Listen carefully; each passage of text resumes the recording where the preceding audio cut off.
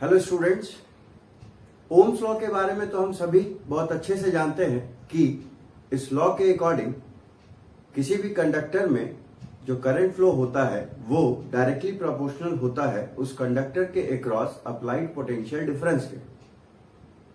और इस लॉ के अकॉर्डिंग, इस लॉ की हेल्प से हम किसी भी इलेक्ट्रिकल सर्किट में वोल्टेज डिफरेंस निकाल सकते हैं, करंट जो फ्लो हो रहा हो उसकी वैल्यू निकाल सकते हैं, एज वेल एज कंडक्टर का रेसिस्टेंस भी कैलकुलेट कर सकते हैं।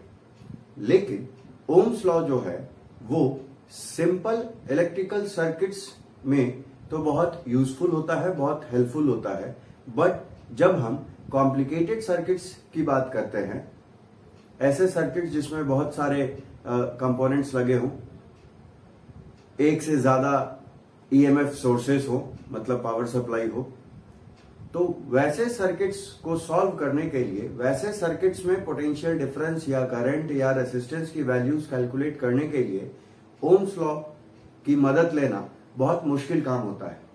Means Ohm's law complicated circuit के केस में बहुत डिफिकल्ट होता है अप्लाई करने में। तो इस डिफिकल्टी को दूर करने के लिए दो नए लॉ आए जिनको हम किरचॉफ्स लॉ के नाम से जानते हैं। इनमें से एक लॉ होता है कंजर्वेशन ऑफ चार्ज के बेसिस पर और दूसरा लॉ होता है कंजर्वेशन ऑफ एनर्जी के बेसिस पर। तो इस वीडियो सेशन में हम लोग किरचॉफ्स के पहले लॉ को डिस्कस करेंगे, जिसको किरचॉफ्स का करंट रूल भी कहा जाता है या इसको हम जंक्शन रूल भी कहते हैं, और ये कंजर्वेशन ऑफ चार्जेस पर बेस्ड होता है। ठीक, तो इस वीडियो को शुरू करते हैं।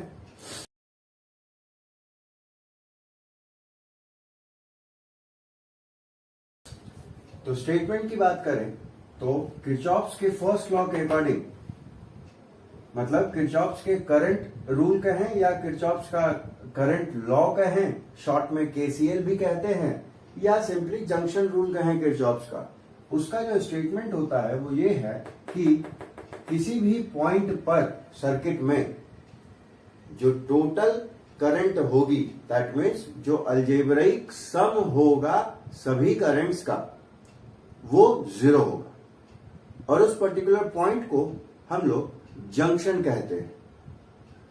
ठीक, तो किसी भी सर्किट में किसी भी जंक्शन पे जो अलजेब्रिक सम होगा सभी करंट्स का, वो कितना होगा?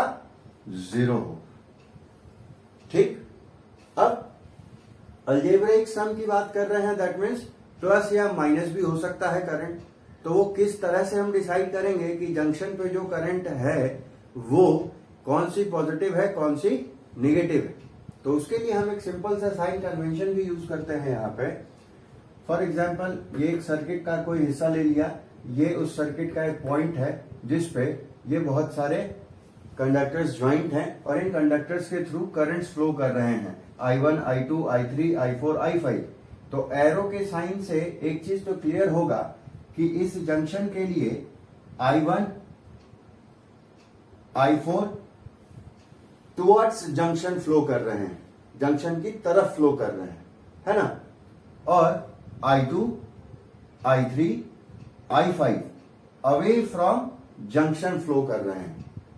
तो हम लोग जो करंट टुवर्ड्स जंक्शन फ्लो करती है उसको पॉजिटिव कंसीडर करते हैं, और जो current away from junction flow करती है उसको हम निगेटिव कंसीडर करते हैं।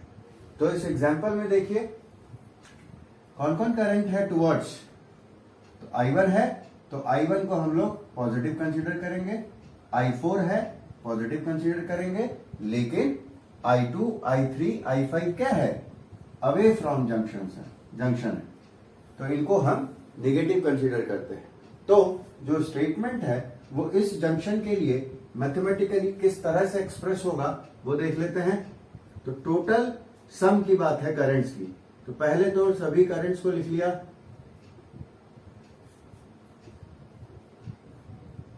है ना? इनका जो सम है वो इक्वल टू 0 होना है। तो अब क्या है, साइन कन्वेंशन अप्लाई कर देना है, क्योंकि अलजेब्रिक सम की बात होती है। तो I1 और I4 वो क्या है, पॉजिटिव है, तो I1 पॉजिटिव, I4 पॉजिटिव, बाकी तीनों नेगेटिव हैं। तो I2 negative, I3 negative, I5 negative. तो अब प्लस वालों को एक साथ लिख सकते हैं, तो I1 और I4 एक साथ लिख लिया, माइनस साइन कॉमन ले लें, तो I2, I3, I5 equals to 0। तो I1 plus I4 equals to हम लोग कुछ ऐसा भी लिख सकते हैं, I2, I3, I5, है ना। तो ये करंट जो है वो चूंकि टुवर्ड्स जंक्शन है, इसीलिए हम इनको इनकमिंग करंट भी कह सकते हैं, इनकमिंग करंट्स, ठीक। और ये चूंकि जंक्शन से अवे हैं, इसलिए हम इनको आउटगोइंग करंट भी कह सकते हैं। तो किरचॉफ्स करंट रूल को हम लोग एक दूसरे तरीके से भी कह सकते हैं कि किसी भी जंक्शन के लिए जो टोटल इनकमिंग करंट होगा वो बराबर होगा टोटल आउटगोइंग करंट के। मीन्स जितनी करंट आएगी उतनी चली भी जाएगी, ठीक। तो चूंकि करंट जो है वो फ्लो ऑफ चार्ज होता है ना। तो उसके टर्म्स में भी अगर हम कन्वर्ट करके देखें तो जितना चार्ज आया उतना चला भी गया, है ना। तो ना तो कोई चार्ज उस जंक्शन पे रुका रहा, है ना उस जंक्शन ने कोई चार्ज सप्लाई किया। मीन्स सर ये जो जंक्शन है वो ना तो चार्ज का सोर्स है, ना ही वो चार्ज का सिंक है ना। एक और टर्म्स में बात करें तो ना तो ये जंक्शन सोर्स है चार्ज का, ना ही ये जंक्शन चार्जेस को स्टोर करके रख सकता है। तो जितने चार्ज आए उतने चले भी गए इससे, है ना। तो यहां पे क्या हुआ, चार्ज कंजर्व रहा, है ना। तो ये जो है फर्स्ट लॉ, इसीलिए कहा जाता है कि ये कंजर्वेशन ऑफ चार्जेस पर बेस्ड है, ठीक। अब वही बात यहां पे लिखी हुई है ना। स्टूडेंट चाहे तो नोट डाउन कर सकते हैं इस बात को। अब सेल्फ प्रैक्टिस के लिए ये एक छोटा सा क्वेश्चन है, इस क्वेश्चन को सॉल्व करना है। क्वेश्चन क्या है कि ये एक जंक्शन है और इसमें ये 3 करंट्स हैं, डायरेक्शंस असाइन कर दी गई है। तो इन 3 में से 2 करंट की वैल्यू तो दे रखी है, तीसरी मिसिंग है। तो हमको इस तीसरी करंट की वैल्यू फाइंड आउट करनी है। तो फटाफट इसको सॉल्व करके मुझे मेरे व्हाट्सएप नंबर 9179979001 पे मैसेज कर, ठीक है स्टूडेंट्स। तो होप कि किरचॉफ्स करंट लॉ का कंसेप्ट आपको क्लियर होगा। तो बोर्ड पे जितना कंटेंट है आप चाहें तो उसको point to point note down कर सकते हैं। ये बिल्कुल ही to the point study notes हो जाएंगे आपको किरचॉफ्स करंट लॉ के लिए या जंक्शन रूल के लिए, ठीक।